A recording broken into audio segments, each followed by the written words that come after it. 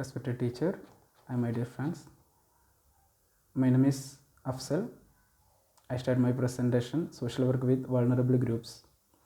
First of all, I hope you are all safe in your home, and I would like to thanks for our department for giving this opportunity. Thank you, and start my presentation. My topic is needs and problems of person with a disability, issues related to activities of daily living, education, sexuality, integration, employment, and interpersonal relationship. Throughout centuries, the disabled have been oppressed and marginalized and stigmatized in almost all societies. They constitute a section of the population which is most backward, least served, and grossly neglected. Person with a disability are the poorest of the poorest and weakest of the weak.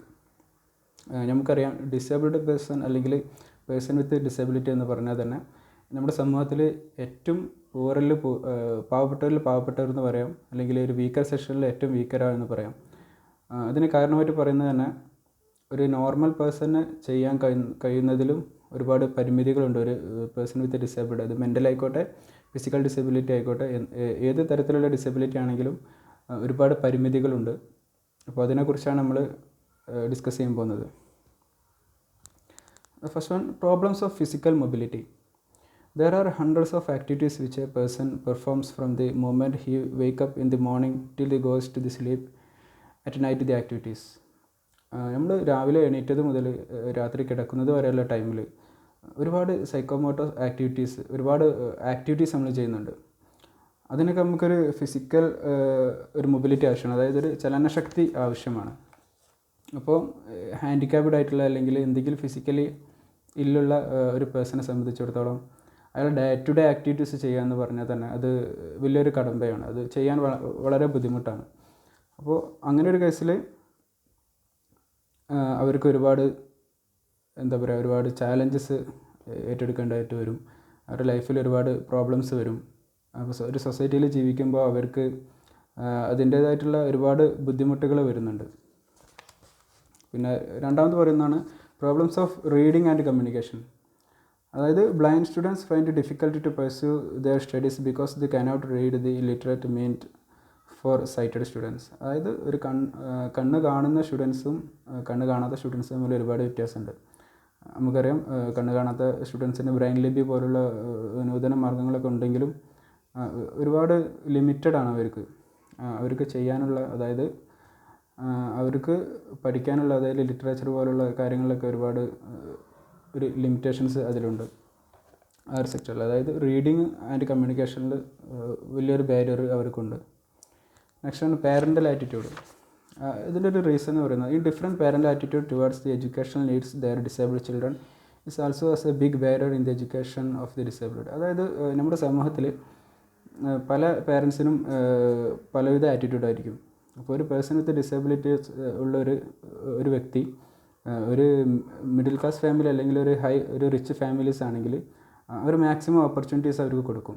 അപ്പോൾ നമ്മൾ government രീതിയിൽ ഒരുപാട് സംഭവങ്ങൾ, ഒരുപാട് സ്കീംസൊക്കെ ഉണ്ടെങ്കിൽ തന്നെ ഒരു പൂവറായിട്ടുള്ള അല്ലെങ്കിൽ ഒരു മാർജിനലൈസ്ഡ് ആയിട്ടുള്ള ഒരു ഗ്രൂപ്പിൽ പെടുന്ന ഒരാളാണെങ്കിൽ, ഒരു പേഴ്സൺ വിത്ത് ഡിസേബിലിറ്റി ആണെങ്കിൽ അവർക്ക് എഡ്യൂക്കേഷണൽ ഓപ്പർച്യൂണിറ്റീസ് ഉണ്ടെങ്കിൽ തന്നെ അവരുടെ പേരൻസ് അതിന് സമ്മതിക്കാൻ ഒരുപാട് കാരണങ്ങളുണ്ട്, സമ്മതിക്കാതിരിക്കാൻ ഒരുപാട് കാരണങ്ങളുണ്ട്.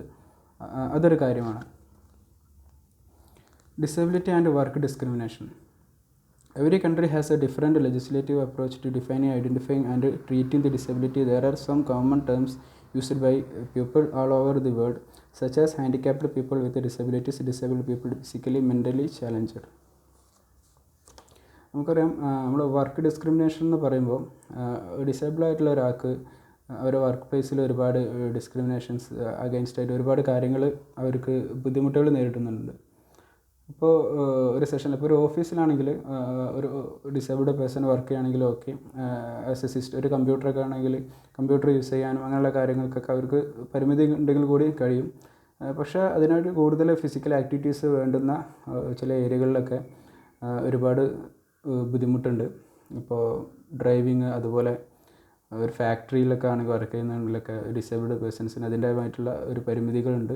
ഒരു ഡിസ്ക്രിമിനേഷൻ തന്നെ ആണെങ്കിൽ തന്നെ അവർ ബൈ ബോൺ ആയതുകൊണ്ട് തന്നെ ഒരുപാട് ബുദ്ധിമുട്ടുകൾ അവർ ഫേസ് ചെയ്യേണ്ടി വന്നിട്ടുണ്ട്. എന്നാലും പല കമ്പനികളിലും ഇപ്പോൾ ഗവൺമെൻറ് സെക്ടർ ആയാലും പ്രൈവറ്റ് സെക്ടർ ആയാലും ഡിസേബിൾഡ് പേഴ്സൺക്ക് ഒരുപാട് വേക്കൻസീസും കാര്യങ്ങളൊക്കെ കൊടുക്കുന്നുണ്ട്. പിന്നെ poverty and disability. There is a high correlation between disability and poverty, but very few studies have investigated how poverty and disability influence each other and with their combination create new forms of barriers. അത് പോവർട്ടിയും ഡിസബിലിറ്റിയും തമ്മിൽ ഒരുപാട് ബന്ധമുണ്ടെന്നാണ് recent ആയിട്ടുള്ള സ്റ്റഡികളൊക്കെ പറയുന്നത്. അപ്പോൾ developed കൺട്രീസിലൊക്കെ okay ഒരുപാട് പോവർട്ടിയും ഡിസബിലിറ്റിയും തമ്മിൽ relation ഉണ്ടെങ്കിൽ തന്നെ കമ്പാരിറ്റീവ്ലി കുറവാണ്. ഇപ്പോൾ ഇന്ത്യയെ പോലുള്ള ഒരു ഡെവലപ്പിംഗ് കൺട്രി ആണെങ്കിൽ ഇന്ത്യയിൽ ഇപ്പോൾ എനിക്ക് തോന്നുന്നു 15-20% ഓളം പീപ്പിൾസ് ഈ ഒരു പോവർട്ടി ആയിട്ടുണ്ട്, അതായത് ബിലോ ഈ പോവർട്ടി ലൈനിലുണ്ട്. അപ്പോൾ അതിൽ തന്നെ ഒരുപാട് ബുദ്ധിമുട്ടുകൾ അവർ അനുഭവിക്കുന്നുണ്ട്. അതിൽ മെയിൻ പ്രോബ്ലം എന്താണെന്ന് വെച്ചാൽ ഇൻസഫിഷ്യൻ്റ് ഇൻകം, അതുപോലെ poor sanitation facilities, unhygienic conditions, clean drinking water facilities, ഇങ്ങനത്തെ കാര്യങ്ങളൊക്കെ അവർക്ക് വളരെ കുറവായിരിക്കും. അപ്പോൾ നമുക്ക് തന്നെ അറിയാം, നമ്മൾ മുംബൈയിൽ ഈ ധാരാവി അതുപോലുള്ള ഓരോ ചേരികളിലൊക്കെ വസിക്കുന്ന ആളുകൾക്ക് അവർ നോർമലി പീപ്പിൾസിന് തന്നെ ഒരുപാട് പരിമിതികളുണ്ട്. ആ സ്ഥാനത്ത് അവർ ഡിസേബിൾഡ് പേഴ്സൺസ് കൂടി ആണെങ്കിൽ അവരുടെ ജീവിതം എന്ന് പറയുന്നത് വളരെ ബുദ്ധിമുട്ടായ ഒരു കാര്യം തന്നെയാണ്. ഒരുപാട് ചാലഞ്ചസ് അവർ ജീവിതത്തിൽ ഏൽക്കുന്നുണ്ട്, അവർ സഫർ ചെയ്യുന്നുണ്ട്. നെക്സ്റ്റ് വൺ ആണ് issues related to psychiatric disability. Individuals with psychiatric disability experience a wide range of symptoms that affect psychological and cognitive functions and their needs and multifaceted and complex. And vocational issues of psychiatric disability. Individuals with psychiatric disability have a condition that limits their capacity to perform certain tasks and functions of their ability to perform certain roles. The ability to work depend on the types of disability. നമുക്കറിയാം, പലതരത്തിലുള്ള മാനസിക വെല്ലുവിളികൾ നേടുന്ന ആളുകൾക്ക് സമൂഹത്തിൽ ഇപ്പോൾ സാധാരണ ഒരു ഫിസിക്കൽ ഡിസബിലിറ്റി ഉള്ള ആളുകളെക്കാളും ഒരുപാട് പ്രയാസങ്ങൾ നേരിടുന്ന ആളുകളാണ് ഇവർ. നമ്മൾ തന്നെ എക്സ്പീരിയൻസ് ചെയ്തിട്ടുണ്ട് പല സ്ഥലത്തും. അപ്പോൾ ഫിസിക്കലി ഡിസേബിൾഡ് ഇല്ലായ ആളുകളെക്കാൾ കൂടുതൽ ചാലഞ്ചസ് വിത്ത് മെൻ്റൽ ഡിസോർഡർ ഉള്ള ആളുകൾ ഫേസ് ചെയ്യുന്നുണ്ട്.